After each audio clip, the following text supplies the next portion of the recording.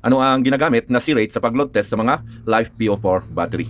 Ang ginagamit na C-rate sa pag-load test sa mga LiFePO4 battery ay nasa 0.2C hanggang 0.5C. Kapag gumamit kayo ng mababang C-rate sa pag-load test sa capacity ng mga LiFePO4 battery ay hindi ninyo makukuha ang tamang resulta. Maaari na mababa ang capacity ng battery na makuha ninyo kaysa nakasulat sa mismong battery.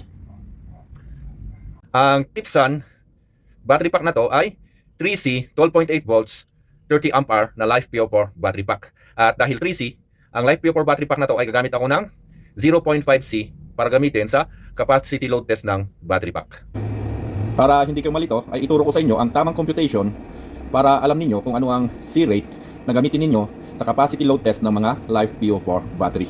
At ang gawin natin na example ay ang 100 ampere na LiFePO4 battery pack. 100 divided by 2 equals 50 ampere. 50 ampere divided by 100 ampere equals 0.5C. Or ganito ang gawin lang ninyo. 20 ampere divided by 100 ampere equals 0.2C.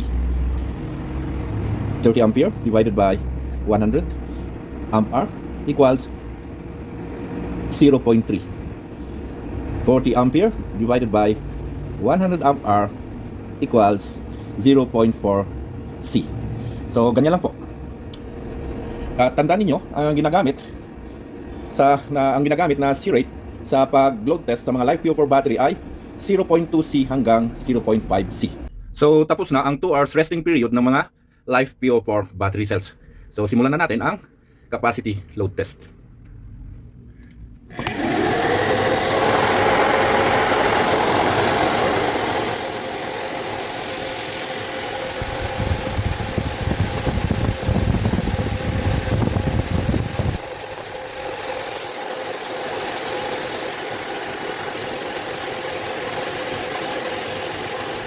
So, tapos na ang battery capacity load test ng Tipsan 3C 12.8 volts 30 ampere na LiFePO4 battery pack gamit ang 0.5C.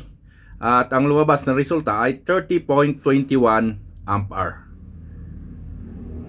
So, hanggang dito na lang ang video na to at maraming salamat po sa panonood. Bye guys!